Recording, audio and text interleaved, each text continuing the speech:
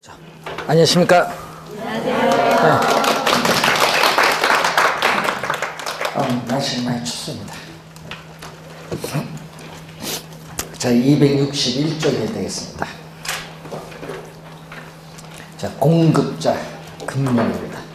자, 여러분이 우리 저번 주에 주택금융에 있어서 우리가 대출을 받을 때 고정금리로 대출을 받을 것이냐 변동금리로 대출을 받느냐 이 금리 결정을 배우셨고, 그리고 대출을 받으면은 대출금을 상환하는 방식, 원금 균등, 원리금 균등, 원리금 체증식 상환 방법에 대해서 배우셨습니다.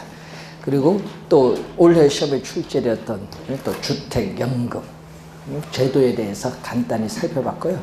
그리고 이제 또 시험에 또 올해 출제가 되는, 여러분 내년에 출제하겠죠?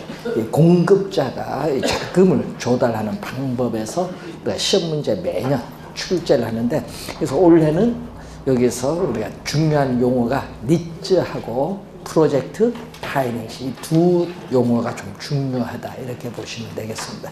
자, 먼저 이 니즈가 이제 나오고 있습니다. 자, 니즈를 보시면은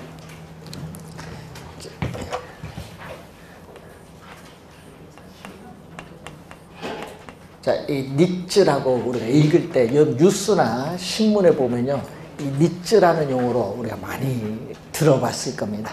그래서 이 니즈 앞에 여기에 뭐냐면 리얼 에스테이트, 부동산이에요. 그리고 이 I는요, 인베스트먼트에서 투자라고 하고, 또 맨 끝에 있는 T는 트러스트, 뭐냐면 신탁의 단어입니다. 그래서 부동산 투자 신탁이라고도 해요. 그래서 이 니즈를 부동산 거래로 번역을 하면은 부동산 투자 신탁이에요. 신탁. 그래서 우리 처음에 도입을 할 때는 은행에 뭐 계약형 니즈라는 게 있었거든요. 은행에 처음 우리가 했을 때 문정동 우리 개발 사업을 할 때 그렇습니다. 그때 이제 계약형 니즈에서 은행에서 했었고, 그래서 2001년에 뭐가 도입되냐 하면은 2001년 2월 달에 임시국회에서 부동산 투자 회사에 관한 법률이 통과돼요. 그래서 7월 1일에 시행을 하죠. 뭐가 시행되냐 하면 이 부동산 투자 회사에 관한 법률이 시행됩니다. 그래서 이전에 부동산 투자 회사에 관한 법률에 의해서 이 니즈를 우리 뭐라고 하냐 하면요, 부동산 투자 회사에 관한 법률에서는 니즈를 부동산 투자 회사라고 해요. 부동산 투자 회사에 관한 법률에 의해서 니즈를 부동산 투자 회사라고 합니다. 근데 이 2001년 이전에는 우리가 얘기를 할 때는 뭘로 얘기했어요? 그냥 부동산 투자 신탁. 그때 당시 뭐 은행에 계약형 부동산 투자 신탁, 여기에 그때는 좀 많았었거든요. 그래서 도입이 되면서, 여기에 도입되면서 기업의 구조 조정 또는 부채 상환 목적이 부동산에 많았죠. IMF 직후니까. 그래서 그때는 우리가 거의 대부분 이 초기, 2001년 이 이후에 거의 초기에는 우리 뉴스에서 많이 나오는 CR 니즈라고 해요. 이 CR 니즈가 거의 대부분이었어요. CR 니즈, 코퍼레이트 리스트러처링이라고, 코퍼레이트 우리가 해서 이거 구조 조정입니다. 그래서 코퍼레이트는 기업으로 번역하거든요. 그래서 리스트러처링은 구조 조정. 그래서 기업의 구조 조정을 목적으로 하는 부동산 투자 회사. 이것이 처음 도입된 당시에 거의 대부분이 다 무슨 니즈? CR 니즈. 수익률이 상당히 좋았습니다. 저도 이거 하려고 했었는데요. 근데 그때 당시 법이요, 상당히 웃긴 게요, 우리나라 사람들 달러가 들어오는 걸 상당히 중요시 여겼거든요. 그때 김대중 정부 하에서는. 그래서 저희들은 그때 당시에 하고 싶어도 못했어요. 한국인이라서. 그때 당시에. 예? 그때 당시 우리는 보는 뭐가 있어서 이제 예금보험공사라고 하는데 거기에 부실 채권이 엄청 많거든요. 예보 찾아가서 우리 팀이 요거 부실 채권 사서 요걸 수익률을 높일 수 있다. 근데 그때 당시 우리 한국인은 달러가 없으니까 외국에서 달러 가져야 되니까 외국인에게 매각을 했어요. 얼마에 매각했냐 그러면 뭐 예를 들어서 2조 원짜리 뭐 1조 원짜리 이 부실 채권을 2천억, 3천억에 매각을 했어요. 예보에서. 그 부실 채권을 한 3, 4년 뒤에 얼마 2천억, 3천억 산 것을 4조, 5조로 만들어서 매각을 하고 그 엄청난 수익률을 가져왔죠. 그럼 300% 수익률이죠. 거의 대부분 그때 당시. 그걸 우리 한번 하려고 했다가 한국인은 안 된다고 해서 못했습니다. 지금도 기업 구조조정 많이 하는데 그래서 현재도요 이 CR리츠가 제일 많아요. 한 16개 정도 좀 될 거예요. 지금 한 CR리츠가. 그만큼 우리가 처음에는 거의 대부분을 차지했다. 자, 그러면 리츠란 용어가 뭐냐 하면요. 이 리츠는 여러분이 직접 부동산에 투자해서 수익을 발생시키는 제도가 아닙니다. 그러니까 직접이 아니라 뭐죠? 간접이에요. 그럼 여러분 직접 부동산에 투자하는 것이 아니라 간접이라는 거죠. 간접. 그러니까 소액 자금을 가진 투자자들의 자금을 모아요. 모아서 그 자금을 가지고 뭘 한다? 대규모 자금을 만들어서 이 자산 운용 전문 인력이 있어요. 이 자산 운용 전문 인력, 이 전문가들이 부동산 개발 사업 또는 업무용 부동산 관련 증권, 뭐 주택저당증권이라든지 자산담보부 증권이 있어요. 이러한 부동산 관련 증권 등에 투자해서 발생한 수익을 투자자들에게 투자한 지분, 투자한 금액, 지분에 따라 배당의 형식으로 되돌려도 주는 제도입니다. 그러니까 직접 투자가 아니라 전문가가 투자하잖아요. 그래서 간접 투자고 이 니츠 자체가 하나의 뭐라고 한다? 상품이 돼. 니츠 자체가 하나의 상품. 그래서 간접 투자 상품이라고 합니다. 자, 여러분 우리 부동산 말고 여러분이 펀드에 한번 투자해 보셨어요? 증권회사 가셔서 계정을 만들어서 펀드 투자 안 해본 사람 큰일 났어요. 이거 펀드도 안 해보면 언제 옛날에 수익률이 상당히 좋았어요. 펀드 초창기에. 그래서 우리나라 이 펀드라는 게 그때 당시 옛날엔 펀드라는 용어가 안 썼어요. 언제 나오냐? 이것도 IF 직후에 나온 거예요. 직후에 이제 나온 건데 이 펀드란 용어를 우리가 처음으로 이제 또 쓰신 분들이 있잖아요. 그때 당시 여러분 분명히 이거 사신 분이 있을 거예요. 현대증권이 있었어요. 옛날에. 지금 없어졌는데 이익치 회장이 있습니다. 들어보셨는가 모르겠다. 이익치 회장인데 그분이 처음 우리나라 펀드 1호를 만들었어요. 그 펀드가 여러분 귀에 익었을 겁니다. 바이 코리아. 예, 우리나라 최고의 수익. 예, 몇백 프로가 아니에요. 1000%예요. 1000%. 엄청난. 예, 그걸 지금까지 가지고 있는 분은 대박이지. 그러니까 우리나라에서 하면 그렇지 않죠. 예, 예, 어느 정도 오르면 환매를 딱 해버리는 경우가 많습니다. 예, 지금까지 보유하신 분도 있어요. 명칭이 약간 바뀌었지만. 예, 그래서 이제 장기적으로 가면 좋은 거죠, 뭐. 예, 간접 투자 상품. 예, 그것을 우리는 증권회사에 그걸 뮤추얼 펀드라고 하거든요. 소액 자금을 대규모 자금 만드는데 이것을 우리는 빗대서 증권회사 뮤추얼 펀드에 빗대서 리츠를 우리는 부동산의 뮤추얼 펀드라고 해요. 이 부동산의 이 뮤추얼 펀드. 부동산의 뮤추얼 펀드를 우리는 리츠라는 용어를 사용한다. 리츠. 소액 자금을 가지고 대규모 자금을 만들었습니다. 그래서 이게 부동산에 처음에 우리 리츠 나올 때요. CR 리츠죠. 거의 대부분. 그 CR 리츠 중에 우리 코크랩이라는 게 있었어요. 옛날에. 그 코크랩 1호, 2호, 3호, 4호, 5호, 7호 뭐 이렇게 가 있는데 그때 코크랩 중에서 그때 당시가 3호였나? 그 코크랩 그 펀드를 만들었어요. 한 사람당 얼마? 500만 원. 한 구자 500만 원. 그럼 두 구자면 얼마? 1000만 원 이렇게 받는 거야. 그래서 돈 얼마? 3천억 모집한다. 신문 공고를 하겠죠. 그래서 여러분이 신청을 하면 돼. 근데 수익률이 높으니까 어떻게 돼요? 신문 공고에서 매달 며칠 몇 시부터 받습니다 하는 순간 어떻게 돼요? 저희들은 신청하지만 신청도 못합니다. 왜? 신청한 순간 1분 만에 마감. 수익률이 좋으니까 1분 만에 막아. 그래서 저도 곰곰이 생각해서 이걸 어떻게 하면 이걸 신청해서 들어갈 수 있느냐. 그래서 어쩔 수 있어? 대학교 제자 불렀지. 예? 그래서 1분에 700타 치는 사람 한번 와보라. A 준다. 불러놨는데, 야, 1분에 700타 엄청 빠르거든요. 그래서 딱 해서 컴퓨터 딱 했는데, 우리가 잘못 생각해서 컴퓨터에서 땡 하는 순간 들어가라 했는데, 문제는 거기 다른 쪽은 먼저 다 들어가서 액수 다 누르고 우리는 그걸 생각을 못한 거야. 그때 놓쳤는데 그거 진짜 안타까웠어요. 그때 왜 당시는. 왜냐하면 우리는 미리 정보가 있으니까 수익률이 괜찮을 것 같다 했는데, 그때 그 펀드가 뭐를 샀냐 하면요, 하나 빌딩을 샀어요. 코코라요. 하나 여의도 빌딩 아시죠? 금융. 그걸 이제 펀드로 산 거예요. 예, 예, 펀드로 샀는데, 예? 문제는 조건이 있어요. 3년 뒤에 하나가 그 빌딩을 다시 우선 1순위로 다시 되사게 된 조건을 건 거야. 하나에서 매각을 하면서. 예? 그러니까 무슨 어떤 뭐가 있었겠지. 그래서 샀어요. 예? 예?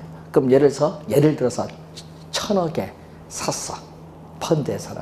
근데 팔 때는 예를 들어서 3,000억에 팔았어. 그러니까 몇 배야. 그러니까 펀드 수익률이 대단하지. 그러면은.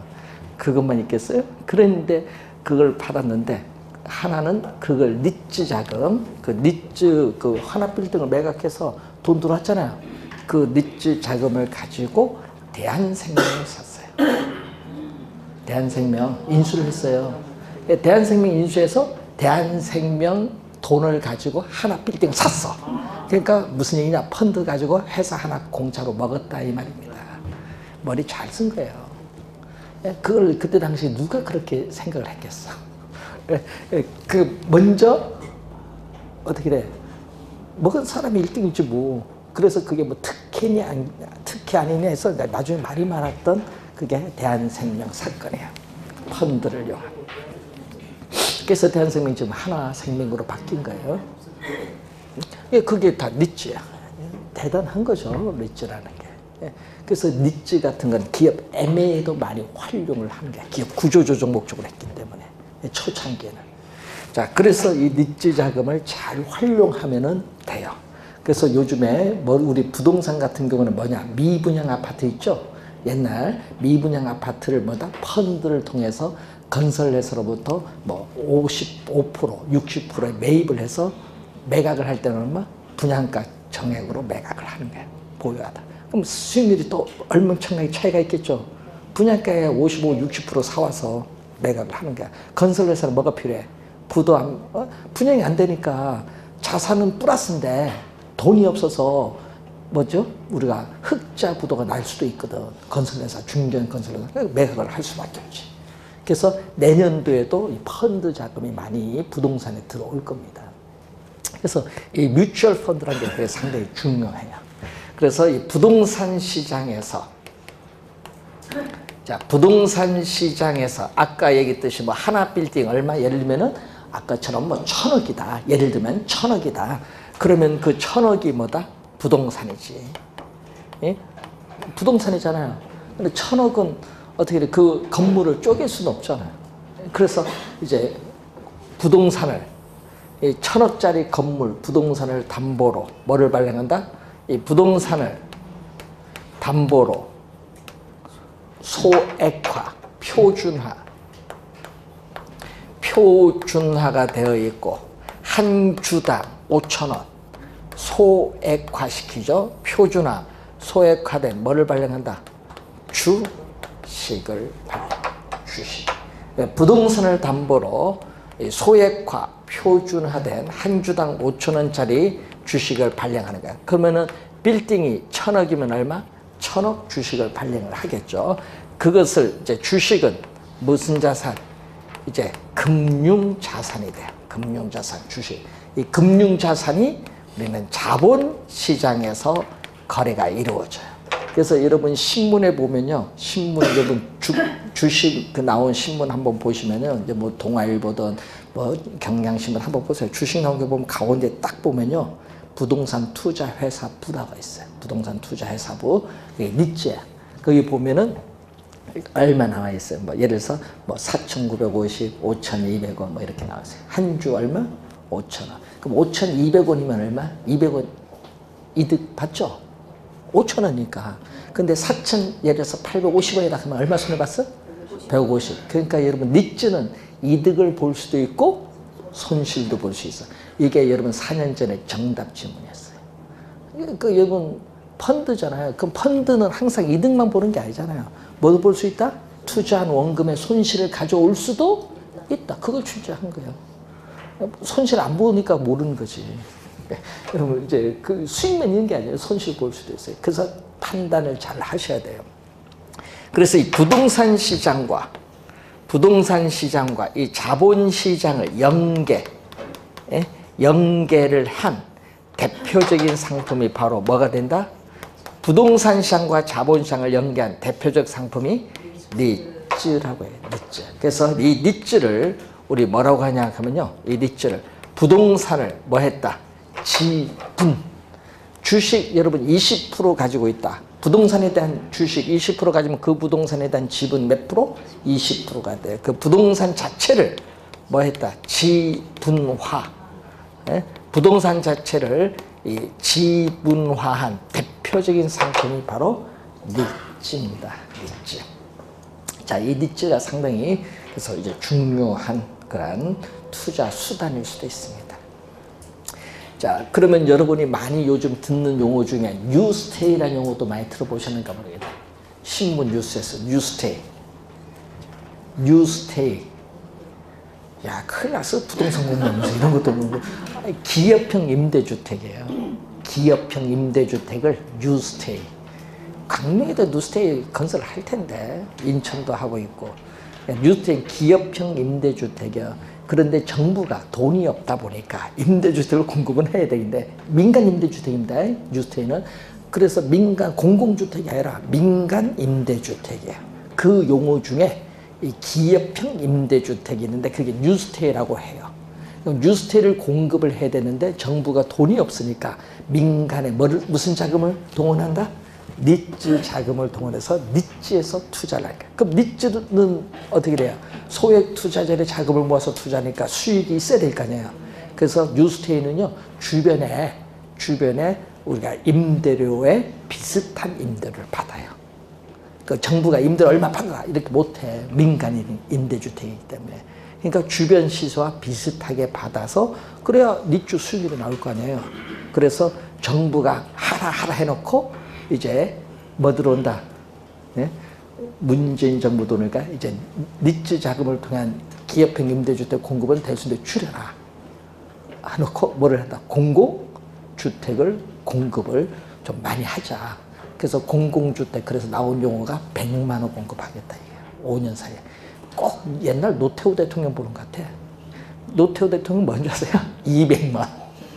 기억나세요? 옛날에 노태우 대통령 200만 원 주택 공급하겠다. 그래서 어디? 생긴 게 일산, 분당, 신도시가 생긴 거예요. 에? 역사. 그러니까 100만 원인데 그때는 신도시니까 민간주택 공급됐죠? 그게 괜찮은 거야. 근데 공공주택은 문제가 있어. 100만 원은 문제가 아니라 공공주택 공급을 한다 하면 여러분은 당연히 우리 주거 취약계층에 주거 안정에서 공급 당연합니다. 여러분 박수 쳐요. 그러다가 우리 동네에 짓겠다 하면 여러분 절대 반대야. 반대해요. 여러분 광명에는 보금자리 주택 시흥 다 취소했잖아요. 왜 반대하니까. 그 내년 6월에 또 지방선거 있을 거 아니야. 6월 13일 날 수요일 날이야. 예? 그냥 주에 합반합니다. 6월 13일. 예? 예? 그날 빨간 날입니다. 선거날은. 근데 그 선거가 들어가면요. 어떻게 돼요? 누가 해야 돼? 여러분 내 동네에 공공주택 공급하겠다. 시장을 할 수 있을 것 같아요? 못해요. 그거 하겠다 한 순간 낙선이야. 못해요. 예. 여러분 표로 찍는 거니까. 그러니까 여러분 수도권에 공공주택 공급이 안 돼요. 그러니까 정부가 안 되니까 이제 요 택지 조성해서 공급하기는 어려우니까 뭐를 하겠다. 개발 제한 구역을 풀겠다. 그것도 웃기는 거예요. 개발제한구역 함부로 풀 수도 있는 것도 아닌데 그걸 풀어서 공공주택 공급다. 그럼 그 개발제한구역 그 지역 없는가요? 있을 거 아니에요. 개발제한구역. 개발제한구역이 제일 많은 곳이 어딘 줄 아세요? 예? 시흥하고 하남이에요. 하남, 광명도 많아요. 개발제한구역. 그걸 풀어서 공급하겠다? 부천 이런데?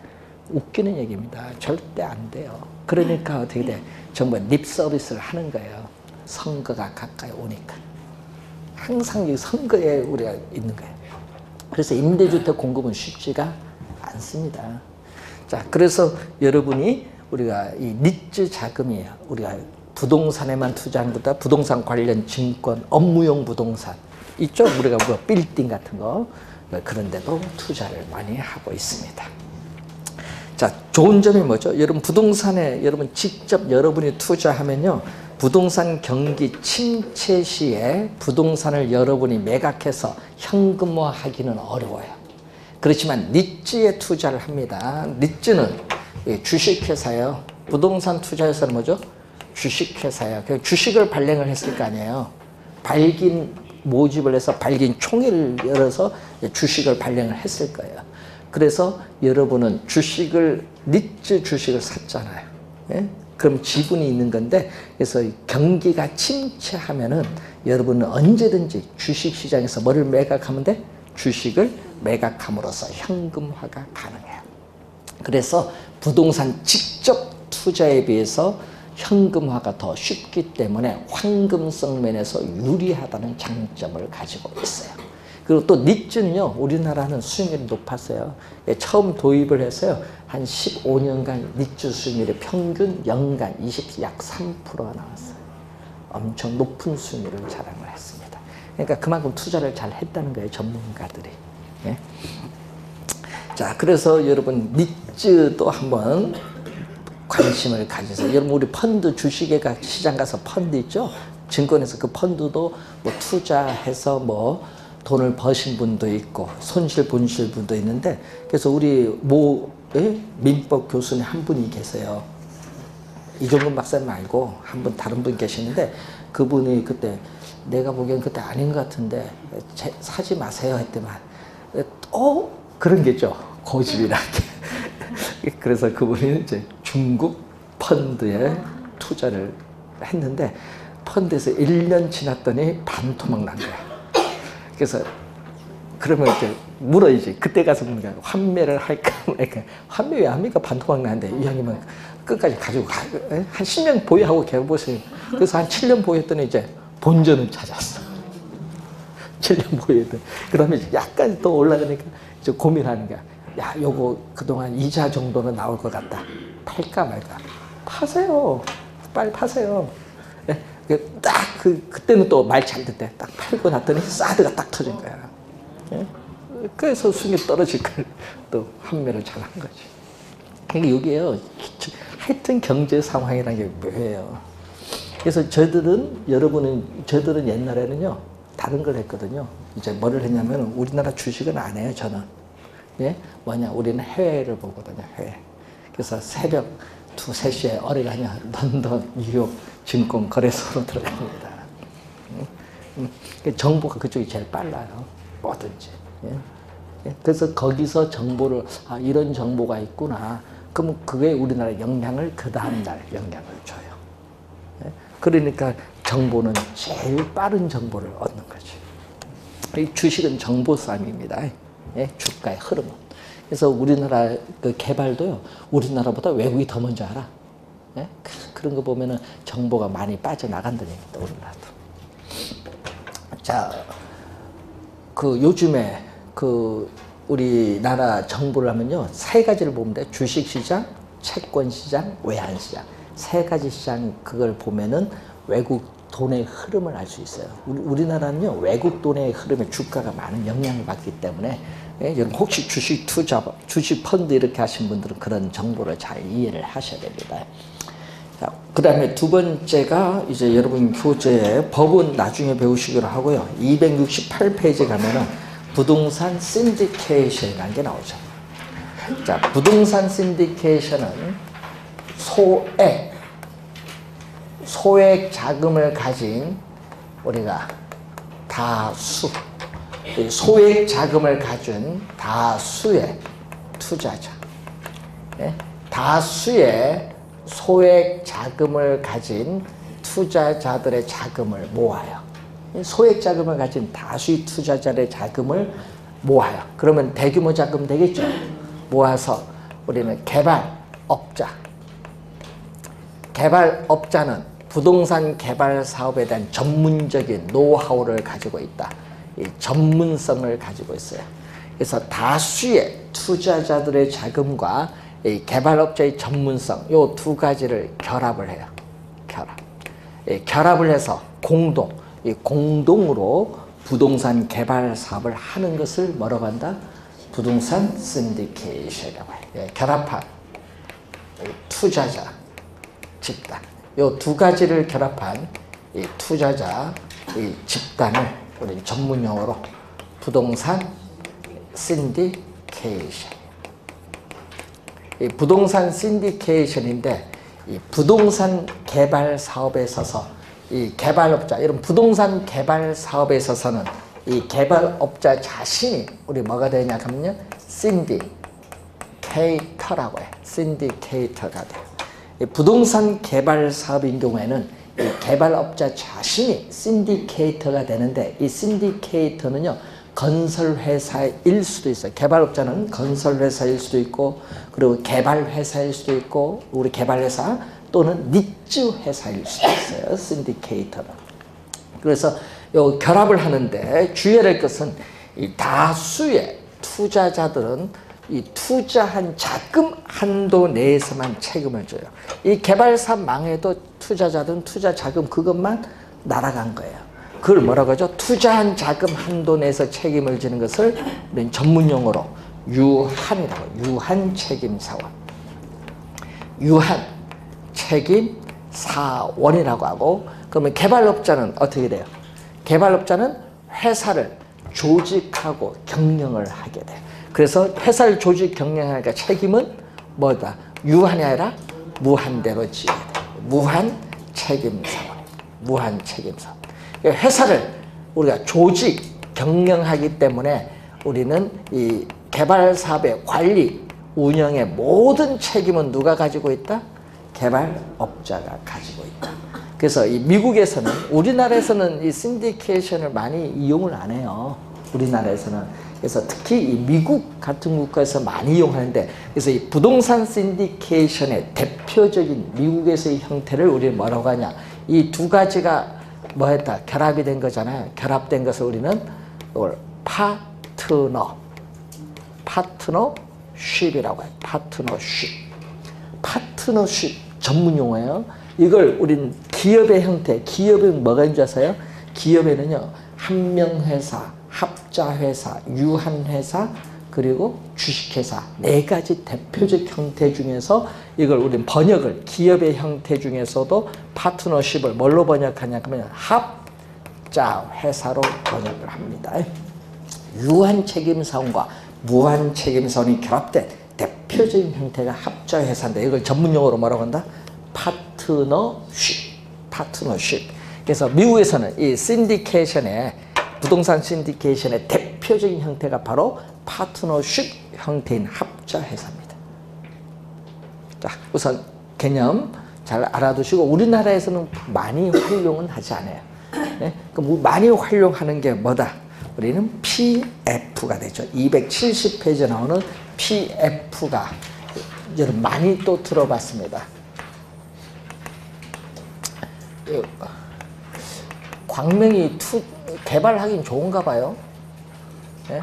프로젝트 파이낸싱.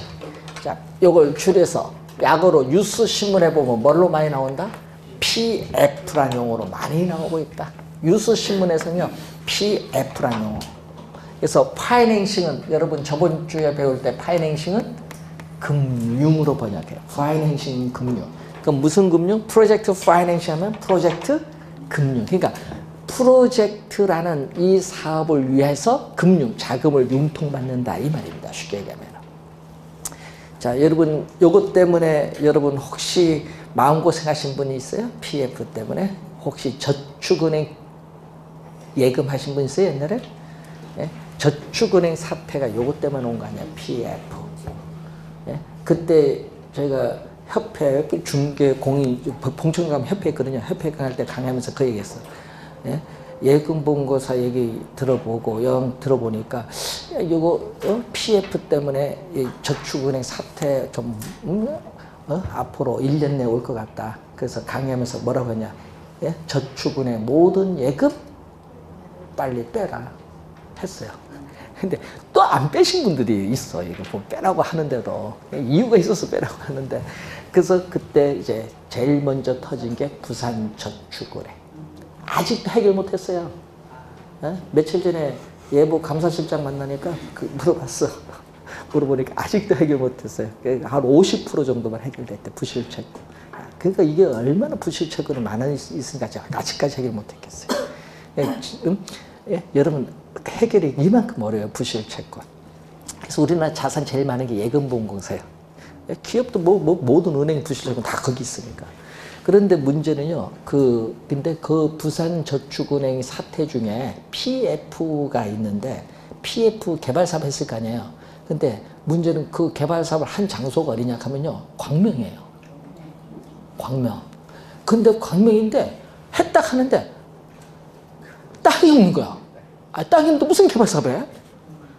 땅이 있어야 될 거 아니에요. 땅도 없어. 그러니까 완전히 뭐다? 유령 회사인 거야. 그래서 돈 날아가는 거지. 그러니까 이게, 그래서 은행은 안 합니다. 그때 당시 은행들은 왜 안 하냐. 위험도가 너무 높거든요. 그러니까 은행은 안 해요. 그러니까 건설회사들이 다 어느 쪽으로 가는 거예요? 예? PF가 다 저축은행 가는 거지. 저축은행 여러분 높은 예금 금리를 줘야 되니까 어떻게 위험이 있더라도 높은 수익을 가져오는 PF에 투자를 한 거예요. 그래서 저축은행이 그래서 다 무너진 거예요. 그때 당시. PF 때문에. 그래서 이 프로젝트 파이낸셜이 그만큼 위험성이 높아요. 위험이 높을수록 뭐도 높다? 수익률도 높아요. 그럼 은행 입장에서 뭐죠? 이 대출 금리가 높다는 얘기겠지. 수익률이 높다는 것은. 그 얘기입니다. 그래서 주의해야 될 것은 이 프로젝트 파이낸싱은 이 부동산을 담보로 금융기관으로부터 대출을 받는 것이 아니라는 거예요. 담보대출이 아니다는 얘기예요. 부동산을 담보로 해서 금융기관으로부터 융자를 받는 방식이 아니다. 그러니까 사기치기가 진짜 좋지. 부동산 담보대출이 아니니까. 그래서 사업주, 스폰서가 있어요. 이 사업주는 이 PF 개발 사업을 좀 하고자 하는데, 프로젝트 개발 사업을 하고자 하는데, 문제는 이미 대출받아서 사업을 하고 있기 때문에 금융에서 융자를 안 해줘요. 안 해주니까 이제 PF를 이용을 좀 해야 되겠다. 그래서 특정, 대표적으로 미국에서는 유전 개발 사업을 위해서 도입된 제도인데, 특정 프로젝트 개발 사업. 예를 들면은 이 특정 프로젝트 개발 사업은 돈이 많이 들어요. 아까 유전 개발 사업, 아파트 개발 사업, 예? 우리가 항만 개발 사업, 이런 대규모 자금이 소요되고, 또 공사 기간도 뭐한다? 오래 걸려요. 대규모 자금이 소요되고 공사 기간이 이렇게 오래 걸리는 특정 프로젝트 개발 사업. 이 개발 사업을 하기 위해서 어떻게 돼요? 사업주는 자금을 조달하기 위해서 일정한 자금을 출자해서 이 사업자는 관계없는, 그러니까 회계적, 법률적으로 독립적인 회사. 예? 그래서 독립적인 회사의 특수 법인을 하나 만들어요. 그러니까 사업주와는 아무런 관계 없습니다. 법률적, 회계적으로 독립적인 회사. 그걸 우리는 프로젝트 시행회사를 만들죠. 자, 용산 국제업무단지를 만든다고 해서 1조 원을 어떻게 돼요? 우리 가지고 프로젝트 시행회사를 우리가 설립을 했어요. 그런데 문제는 시행회사 그 자본금 1조 원이 돈 다 날아가니까 용산 업무단지도 흐지부지 끝난 거지 그래서 이 프로젝트 시행회사를 만들어요. 그래서 이 시행회사에서 이 특정 프로젝트 개발 사업에 뭐를 보는 거예요? 예? 미래에 뭐를 보는 거죠? 수익성. 사업성. 그러니까 부동산을 담보로 하는 것이 아니라 미래의 수익성, 이 사업성을 보는 거예요. 그러니까 이 미래는 불확실성이 얼마나 높겠어요. 그리고 또 개발 사업인데. 그래서 미래의 수익성, 이 사업성, 이걸 담보로 하는 거예요. 그러니까 부동산을 담보로 하는 것이 아니라, 예? 이 미래의 수익성, 사업성을 어떻게 돼? 담보로 해서 프로젝트 이 시행회사에 대차 대조표상 부채로서 뭐를 발행한다? 회사의 채권, 예? 회사채를 발행해서 이 개발 사업에 필요한 자금을 조달해요. 근데 문제는 회사채를 발행했는데 이 회사채를 인수가 누굴 해야 돼? 인수를.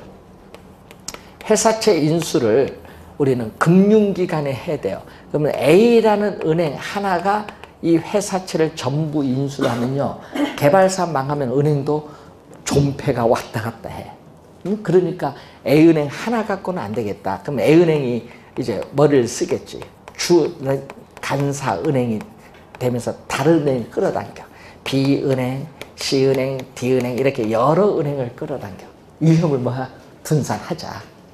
내가 혼자 감당 안 되겠다. 위험 분산하자. 그래서 여러 은행이 공동으로 이 회사채를 인수한다. 이걸 전문용어로 신디케이션 론이라고 해요. 신디케이션 론. 론은 대출이죠. 그러니까 신디케이션 형태로 대출하죠. 그래서 뭐를 만들죠? 이렇게 여러 은행이 대주단을 형성해서 신디케이션 형태로 대출을 해줘. 그러니까 회사채를 공동 인수하는 전략을 뭐라고 한다? 전문용어로 신디케이션 론이라고 합니다. 그래서 어떻게 돼요? 프로젝트 시행회사에 뭐를? 개발 사업에 필요한 자금을 대출해주고 이 대출해준 자금에 대한 높은 뭐를? 이자를 받는 거지. 이게 이자가 높다는 얘기인데 근데 미래 수익성을 담보로 해요. 근데 미래 수익성이 없으면 이 개발사 뭐해? 망하는 거지? 망하는 거예요. 그래서 이 미래의 수익성 분석을 잘 해야 됩니다. 사기치기 진짜 좋습니다. PF. 그래서 여러분이 이 옛날 그러니까 여기 전문가들이 분석을 해야 돼요. 그러니까 여기 함부로 뭐 이제 어디 투자를 하면 골치 아픈 거야. 그래서 옛날 우리 여러분 뉴스에서 많이 다뤘던 이광재 게이트가 요거예요. 뭐 시베리아 유전 개발 사업. 시베리아 유전 개발 사업. 특정 프로젝트 개발 사업인데 노무현 대통령이 러시아 방문하는데 뭐가 있어야 된다. 서로 간에. 그래서 그때 중간에 요거 시베리아 유전 개발 사업을 누가 끼고 넣은 거야. 그래서 3명이거든요. 3명이 지금도 인도네시아가 아직 안 잡혀왔어. 3명이 만들어서 뭐를 회사채를 발행해서 인수를 해야지 은행에서. 그런데 은행에서는 어떻게 돼? 인수를 안 해요. 무엇을 믿고 인수하냐? 시베리아 유전 개발 사업을. 그래서 인수를 안 해요. 그때 은행이 우리은행이에요. 인수도 왜? 총리 와서 해라 해도 절대 안 한다. 책임 누가 질 건데? 나중에 잘못하면 자기가 질 거 아니야. 총칼 와도 절대 안 된다. 보증 가져와라. 보증. 담보가 아닌 보증서. 그러니까 되게 돼. 보증 가져오라 하니까 이 사람들이 이제 또 머리 써야 될 거 아니야. 회사채 팔아야 되니까. 그래서 그때 이제 누가 들어가는 거야? 이광재, 이혼이 들어가는 거야. 그 세 사람 중 한 사람이 이광재 밑에서 선거했으니까. 그래서 그게 이광재 게이트 시작입니다. 뭐를 했어요? 국회의원이죠. 전화했겠지. 대출해주라. 국회의원도 안 돼. 대통령에도 안 돼. 하니까 결국 뭐를 가요? 이제 어디 철도청입니다. 그때 당시는 철도청에 어때 보증해줘라. 아니 국회의원 보증해줘라 말을 하면 안 되지. 그래서 압력을 행사한 거지. 그래서 철도청에 보증을 받았어요. 그래서 제시를 했지. 제시를 하니까 어떻게 돼요? 철도청은 국토교통부 산하잖아요. 그때 당시에. 그러니까 어떻게 돼? 국가가 보증한 거야. 그러니까 어떻게 돼? 회사채를 인수해서 250매도를 줬어. 1차 그 준 거지 뭐. 그래서 조사하고 뭐 분석하고 뭐 한 돈 들어갈 거 아니야. 그래 놓고 이제 개발 사업을 본격적으로 해야 되겠다. 그런데 문제는 거기 중요한 게 유개공, 한국석유개발공사에서 뭔다 석유 개발 기금이 있습니다. 그 안에 그걸 5천억을 달라는 거야. 여기서 5천억 1차로 그거 갖고 틀려고 했었겠지. 받아서. 그런데 문제는 유개공에서 시베리아 유전개발 사업 수익성이 없다. 저 사기다. 그래서 머리 아픈 거야. 이게 압력은 들어오지. 그래서 언론 플레이라는 언론에 교묘하게 흘린 거예요. 그래서 나온 게 그때 이광재 게이트. 돈 줬으면 날랐을 건데 이건 분명 사기인데 그래서 언론에서 실패한 사기가 됐어요. 그러니까 뭐만 날린 거예요? 처음에 250매력만 날렸지. 그거 누가 보증했어요? 국가 보증, 국가가 갚아야지. 그걸로 끝이에요. 그런데 문제는 그걸 한국과 러시아가 서명을 한 거야. 서류상 국가 간에. 그러니까 어떻게 돼요? 수익성 우리 포기하겠습니다. 그 돈만 날린 거지. 근데 그걸 어떻게 게이트했는데 서류를 공개 못 하죠. 국가와 국가 간 외교 문서인데 못 하는 거예요. 그러니까 조사도 제대로 안 하고 한 거지. 근데 유개공에서 하면 유개공 통해서 가야 되는데 한국석유개발공사 통하지 않고 비선에서 들어오니까 문제가 생긴 거예요. 이렇게. 그게 여러분이 이광재 게이트고요. 또 행담도 도로공사 1조 원 사기 사건 있잖아요. 행담도 개발 사건 많아요. 그리고 또 여러분 우리 저 여기 뭐 서해안에 유전 있다고 또 개발 사업을 하신 분 2조 원 사기 사건. 뭐 중국 가서 뭐 죽었느냐 안 죽었냐 있죠? 예? 예? JU 들어보셨어요? JU 2조 원 사기 사건 다 뭐야 개발 PF입니다. PF 하여튼 사기치긴 제일 좋습니다. 그래서 저들은 PF를 안 믿어요. 그래서 요즘에 이 PF가 상당히 어려운 사업이에요.